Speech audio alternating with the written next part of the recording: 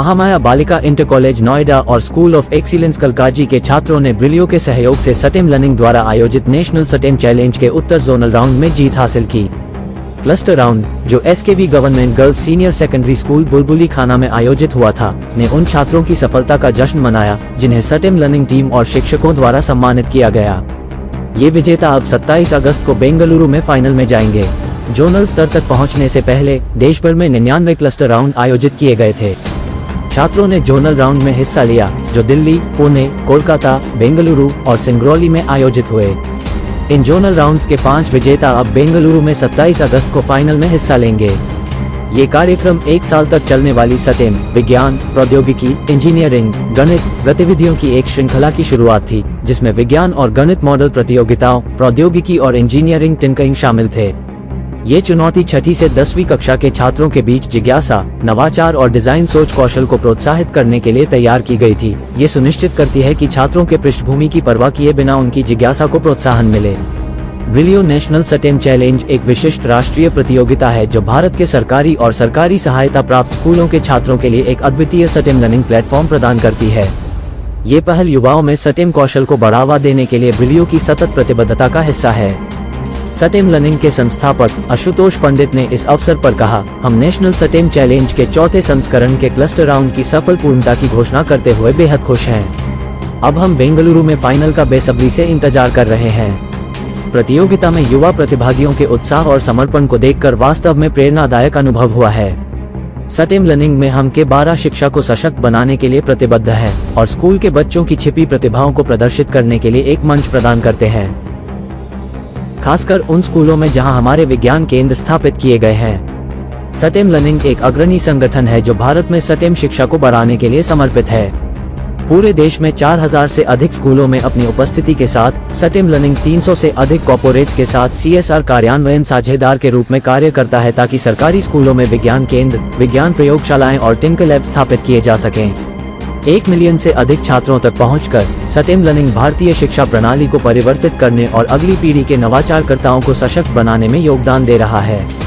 आइए देखते हैं हमारे बीच संवाददाता राजेश खन्ना की यह विशेष रिपोर्ट। आपका नाम और स्कूल का नाम?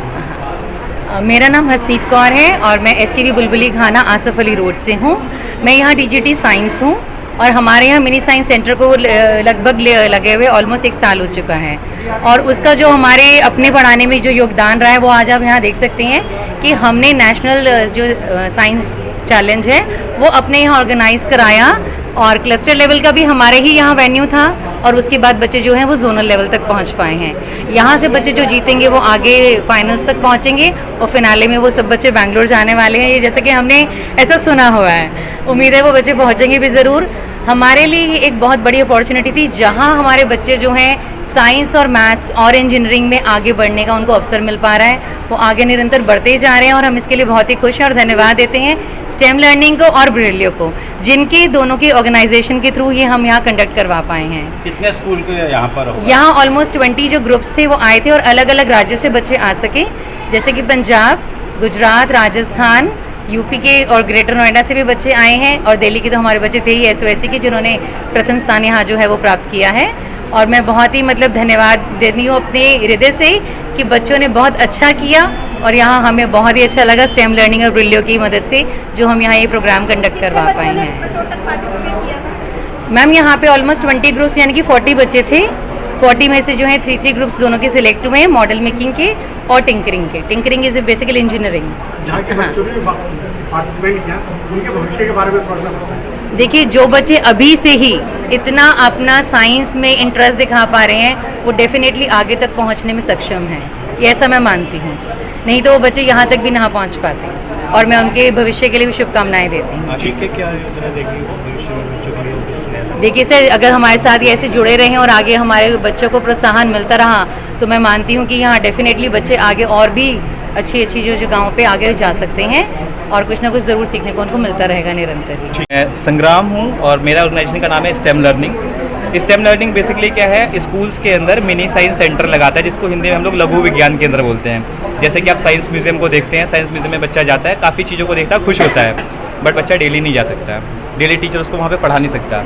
हमने क्या किया, ऐसा ही एक म्यूजियम समझिए आप, नेशनल म्यूजियम या साइंस म्यूजियम को हमने स्कूल्स के अंदर इंस्टॉल कर दिया है। डेली बच्चा क्या है, उसको सीखेगा नई नई चीज़ें और टॉपिक वाइज है। मीन्स जैसे आज मैम को पढ़ाना है, मुझे रिफ्लेक्शन पढ़ाना है, तो मैम ने रिफ्लेक्शन से जुड़ा हुआ मॉडल लिया, उसको बच्चों को प्रैक्टिकली पढ़ाया। होता है क्या, देखिए प्रैक्टिकली अगर आप कोई चीज़ देखते हैं तो वो क्या होता है, इंटरेस्टिंग होती है और जल्दी समझ में आती है, थ्योरी थोड़ा सा बोरिंग हो जाता है और सेशन टीचर्स को कई लेने पड़ते हैं। मैम ने भी फील किया है कि थ्योरी में जब मैम पढ़ाते थे तो वो टॉपिक 2 से 3 बार एक्सप्लेन करता था, मैम को करना पड़ता था, बट अभी क्या है कि वो फर्स्ट टाइम में बच्चों को मैक्सिमम यूटिलाइज हो जाता है। तो जहाँ जहाँ हमने पैन इंडिया, मतलब ये नेशनल स्टेम चैलेंज है, ये नेशनल स्टेम चैलेंज के अंदर हमने पूरे अपने ऑल ओवर इंडिया जहाँ जहाँ मिनी साइंस सेंटर लगाया है वहाँ से बच्चों को हमने शॉर्टलिस्ट किया है, जिसमें सबसे पहले हम लोग गए थे क्लस्टर राउंड में।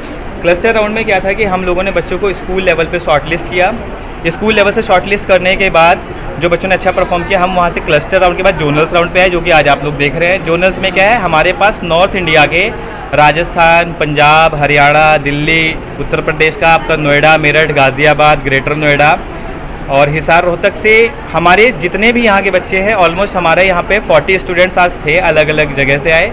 40 बच्चों ने जो पार्टिसिपेट किया। यहाँ से अब अगला जो है हमारा राउंड बेंगलोर में होगा, फिनाले नेशनल स्टेम चैलेंज का जो फिनाले है वो बेंगलोर में होगा। आज 40 स्टूडेंट्स में से जो हमने फाइनल्स के लिए शॉर्टलिस्ट किया है, वो हर ग्रुप में से, जैसे आपने देखा होगा, एक साइंस का मॉडल मेकिंग कंपटीशन था जिसमें बच्चों ने साइंस के मॉडल बनाया, जिसमें उन्होंने बनाया है रेन वाटर, जो है आपका रेन सेंसर है, वो रेन डिटेक्टर सेंटर है, रेन वाटर जैसे ही आएगा आपके सेंसर पे तो that is a rain sensor. और दूसरा जो बच्चों ने बनाया है टिंकरिंग में, जो इंजीनियरिंग एंड टिंकरिंग का पार्ट था, सेकंड पार्ट, उसमें उन्होंने बनाया वाटर लेवल इंडिकेटर, जो हम देखते हैं कि घर में हमारी पानी के टैंक फुल हो जाते हैं और ओवरफ्लो करते रहते हैं। तो ये 2 आज हमारा कंपटीशन का पार्ट था। सभी बच्चों ने अच्छा किया, बट आगे के लिए फिनाले के लिए हमने अपने 3 ग्रुप्स को, यानी टोटल 3 ग्रुप्स में हमने 12 बच्चों को शॉर्टलिस्ट किया है। आगे मैं हैंड ओवर करूँगा हमारे प्रोग्राम मैनेजर विकास पांचाल सर को, जो आपको आगे के लिए संबोधित करेंगे। देखो, हम लोग ना जो बेसिक हमारा फोकस है NEP है, new education policy. New education policy में ना स्टेम को बहुत एम्फेसाइज किया गया है, स्टेम एजुकेशन को। तो हम लोगों का भी जो पैरामीटर है, जो NEP का है, वो पैरेलल चल रहा है। हम लोगों का क्या है कि बच्चों को like stem education, specially girl child, क्योंकि उनको हम लोगों का हमेशा देखते हैं कि बच्चों, लड़कियों को साइंस और मैथमेटिक्स में हम लोग दम समझते हैं, ये नेचुरली हमारा एक माइंडसेट प्रेजुडाइज है। तो हम लोग उसको ब्रेक करना चाह रहे हैं कि ऐसा नहीं है, they are also equal, they can also learn. ठीक है, जितना एक लड़का पढ़ सकता है साइंस, उतना ही लड़की पढ़ सकती है, शायद ज़्यादा अच्छा पढ़ सकती है। तो ये जो हमारा प्रोजेक्ट है, mini science centre, astronomy, tinker, बाला, we have lots of projects, all are aligned with stem education, NEP new education policy. हम लोगों का सिंपल है कि हम लोग बच्चों को अपॉर्चुनिटी देंगे और उनका जो साइंस के लिए एक डर है, मैथमेटिक्स के लिए जो डर है, जो हमारे अंदर भी होता था, उसको ख़त्म करेंगे। वो हम अगर 10th क्लास में ख़त्म करना चाहेंगे तो डिफ़िकल्ट है, हम लोग उसको 5th क्लास में टेकअप कर लेते हैं। 5th क्लास में हमारा प्रयास होता है कि बच्चों को साइंस और मैथ से डर ना लगे और वो 6, 7, 8, 9, 10 तब तक आकर बच्चों को एकदम नॉर्मल लगने लगता है साइंस मैथ। और यहाँ तक कि 11th 12th में भी वो साइंस लेते हैं, ग्रेजुएशन पोस्ट ग्रेजुएशन साइंस में करते हैं, जिससे कि उनका करियर अपॉर्चुनिटीज़ कुछ ज़्यादा होती हैं। सर मेरा नाम सुशांत है और ये है सात्विक और हमारे सर तालिब सर, और हम SOSC कालका जी से आए हैं। हमने ये इस कंपटीशन में वाटर लेवल इंडिकेटर बनाया था और ये कुछ इस तरह से काम करता है। सर जैसे एक ये मेन पावर का है, फिर ये जो बाकी वायर्स हैं वो अलग अलग लेवल पे लगाए जाते हैं, जिससे कि अलग अलग लेवल का पता लगे कितना वाटर भर चुका है। जैसे कि ये 200 ml पे लगा रहेगा, तो जैसे ही 200 ml वाटर ऊपर आ जाएगा, ये फर्स्ट LED ग्लो करने लगेगी और फिर ये दूसरी LED सही से नहीं लगा हुआ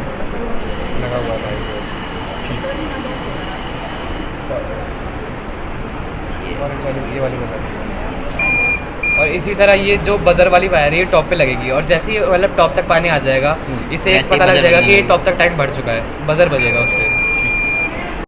सर मेरा नाम शैलेंद्र वर्मा है, हम स्वामी विवेकानंद शिक्षा निकेतन स्कूल से आए हैं। हमने बनाई है रेन डिटेक्टर मशीन।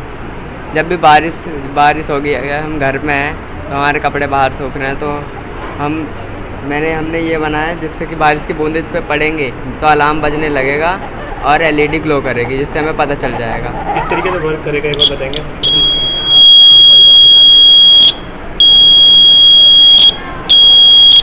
जैसे दोनों टर्मिनल कनेक्ट होंगे तो ये बनेगा।